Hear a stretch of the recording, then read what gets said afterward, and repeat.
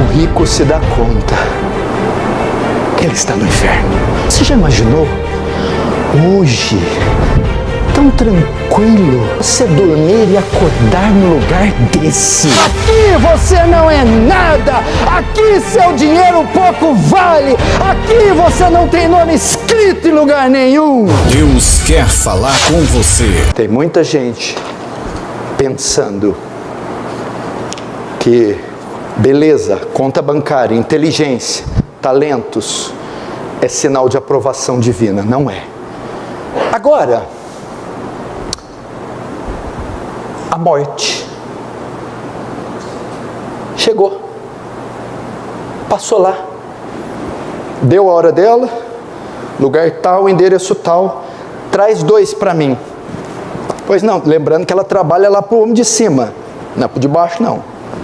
A morte trabalha lá para de cima. Verso 22. Aconteceu morrer o mendigo e ser levado pelos anjos para o seio de Abraão. Morreu também o rico e foi sepultado. Finalmente a vida chegou ao fim. Vem cá, eu posso abrir um parênteses aqui e fazer uma conferência só desse texto. Finalmente ela chegou. Ela quem? A morte. Gente, o que está acontecendo com a igreja? Por que ninguém pensa na morte? Ninguém pensa que vai morrer. Ninguém se prepara para a morte, só se prepara para a vida. Pergunta aí se você está preparado para morrer agora. Papéis, inventários, aluguéis, contas, nomes, heranças, testamentos. Não está. A parte espiritual. Não leu nem o Velho Testamento. Não confessou nem o pecado lá da mocidade. Aquele lá da adolescência, do ginásio. Fala ginásio ainda? Não, né? Do ginásio. Essa sociedade, Hollywood, artes cênicas, teledramaturgia, literatura, trabalha para o homem não pensar na morte, para pensar que ele é indestrutível, que ele não envelhece, que ele sempre vai ser belo, formoso, para gastar a vida com prazer. Não tem livro na escritura, não tem livro no mundo que fala mais da morte que a Bíblia. E nem tem homem que fala mais da morte do que Jesus e os apóstolos. A morte chegará para todos. Todas as vezes que eu entro no meu carro e saio de uma viagem, eu oro: Senhor, prepara tanto a mim que vai, quanto aqueles que eu deixarei, se for a minha última viagem. A minha última. Socorre os que eu vou deixar. E reserva minha alma para estar com o Senhor. Eu pergunto, como você estará quando ela chegar? Ela tem uma agenda. Ela tem um cronograma, ela está ali. Amanhã eu tenho que buscar esse, depois da manhã esse. O seu nome está lá com o seu dia determinado, Salmo 139. Todos os nossos dias foram escritos no teu livro. O Senhor já determinou o dia da nossa morte. Louco! Amanhã pedirão a tua alma. O que tens preparado? Tem gente que pensa que Marilyn Monroe ainda está viva e que ainda tem 33 anos. Ela já morreu. Clark Gable já morreu. Christopher Reeve já morreu. Michael Jackson já morreu. E os que estão vivos, como Glória Menezes, já estão quase irreconhecíveis, mal conseguem se locomover. A morte chegou. E com ela, I have good news for you. The judgment. O julgamento. Mas por que a morte está sendo citada aqui? Por que o Senhor está falando da morte? O que acontece após ela? Um segundo após a morte, fechou o olho, um milésimo de segundo, já tem um fato. O que acontece? O julgamento. Hebreus 9, 27. Aos homens está ordenado morrer em uma só vez. Logo após isso, vem o juízo. 2 Coríntios 5:10, porque importa que todos nós compareçamos perante o tribunal de Cristo. Para quê? Para que cada um receba segundo o bem ou o mal que tiver feito, por meio do corpo. A gente não só não pensa na morte, quando não pensa no julgamento. Você quer aprender sobre o julgamento? Escute as pregações de Leonard Ravenhill. Não conheço ninguém que mais falou do trono do julgamento como Leonard Ravenhill. Coloca aí na internet, Leonard Ravenhill, o trono do julgamento. E se estremeça diante dessa mensagem. O julgamento. Os dois morreram, e agora os dois vão comparecer diante do julgamento. Terceiro ponto da minha mensagem: a surpresa do rico. O rico vai se surpreender.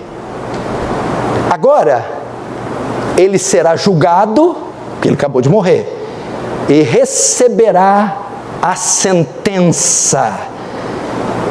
Veja o verso 23.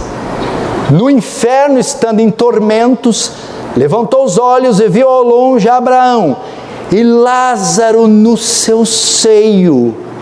Sabe o que acontece? Olha que ele fecha os olhos.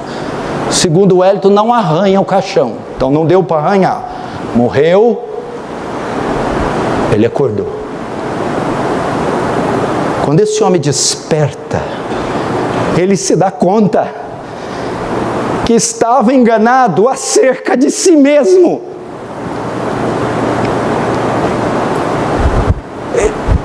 Esse homem acorda e a Bíblia diz que ele olha para o céu. E ele vê Lázaro, que ficava na porta da casa dele, cheio de chagas, com os cães lambendo. E quando ele vê Lázaro, e eles identificam onde Lázaro está no céu. E ele se dá conta que ele não está no mesmo lugar de Lázaro, que ele está no inferno. Ele se dá conta que estava enganado acerca de si mesmo. Ele entendeu que sua vida hipócrita o enganou, que toda a sua religiosidade não valeu de nada, que toda a sua hipocrisia foi descoberta. E ele descobriu que a sentença no julgamento que ele recebera foi a condenação.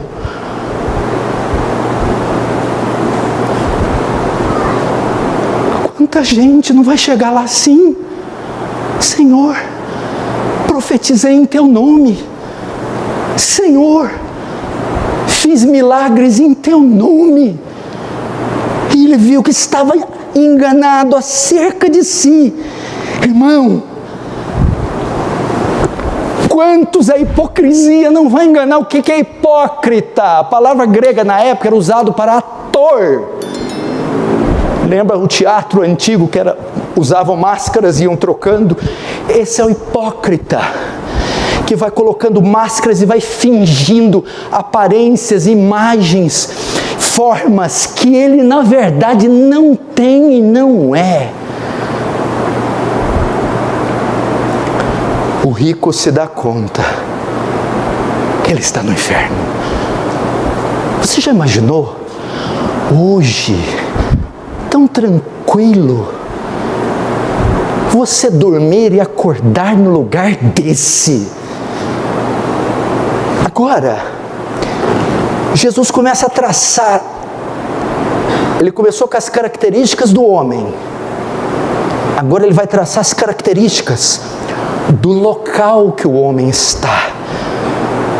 Qual é a condição dele lá no inferno?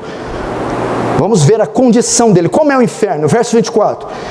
Então, 23. no inferno, estando em tormentos.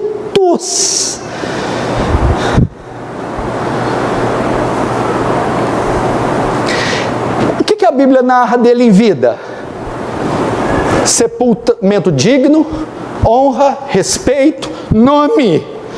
Agora aqui ele perdeu tudo que tinha. Ele está num lugar agora sem regalias, sem luxo, sem posição, sem conforto. Ele não é estimado, ele não é benquisto, ele não é honrado, ele não tem nada. Agora tudo deu lugar à miséria, ao sofrimento, à vergonha e à dor. Aqui, rico, você não é ninguém. Aqui você não é nada. Aqui seu dinheiro pouco vale. Aqui você não tem nome escrito em lugar nenhum. Toda a sua pompa se desfez com as chamas do inferno. Toda a sua arrogância foi com você, todo o seu luxo e vaidade. Tormentos. A palavra grega para tormentos quer dizer... Não queria ler essa palavra. Ela parece incoerente com a nossa fé. Mas assim, é exatamente isso. Tormentos no grego, lugar de torturas, ou dores agudas. Tem dor e dor aguda. Só quem sentiu dor aguda sabe o que eu estou falando. Dor aguda é aquela que talvez morfina não consegue sanar, cessar. Dor aguda é aquela que nem os mais sofisticados tratamentos conseguem tirar. A condição é de dor, sofrimento. Que mais? No inferno, não perderemos a consciência. Verso 25. Disse, porém, Abraão: filho, lembra-te que recebesse os teus bens em vida. Lá no inferno a consciência vai ser preservada, a memória. Veja só, há dois destinos. O seio de Abraão é um lugar intermediado, é o paraíso, é o céu antes da ressurreição. E o inferno aqui, o grego é Hades, onde as almas estão tanto no inferno quanto no céu, sem os corpos. Enquanto Lázaro estiver no seio de Abraão, ele estará conscientemente aguardando a volta de Jesus, a ressurreição dos corpos, as bodas do Cordeiro, em novos céus e nova terra para sempre. E enquanto isso, no inferno, o rico com consciência estará aguardando a volta de Jesus, a ressurreição do corpo, para a condenação eterna, não no Hades, não no Sheol, mas no Guiena, o lago de fogo.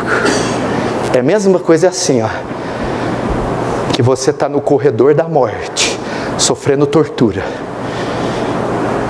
A memória está lá só para te fazer lembrar que ainda tem a cadeira elétrica, mas é uma cadeira elétrica que não tira a vida, ela só dá choque continuamente.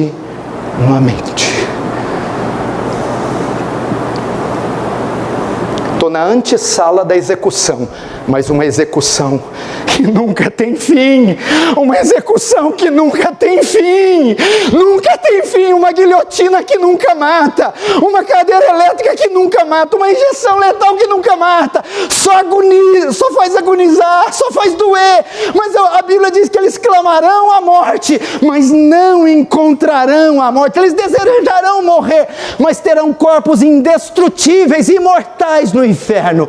Não haverá suicídio no inferno.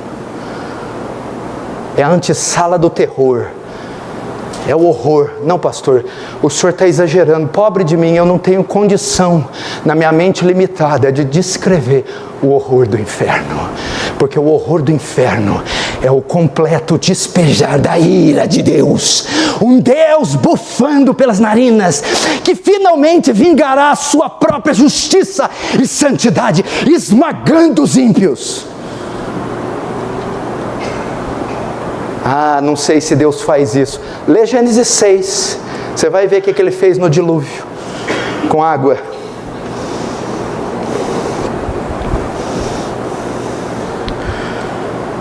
Que é outra característica do inferno.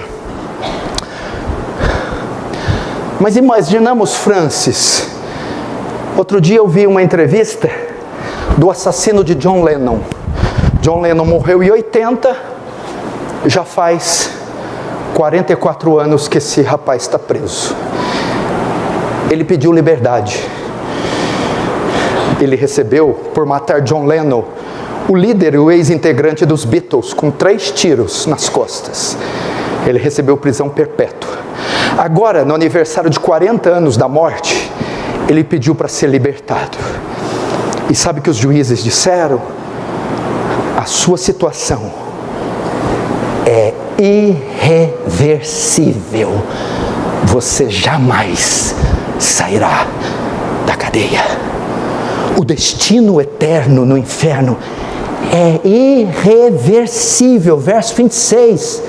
E além de tudo está posto um grande abismo entre nós e vós, de sorte que os que querem passar daqui para vós outros não podem, nem os de lá passar para nós.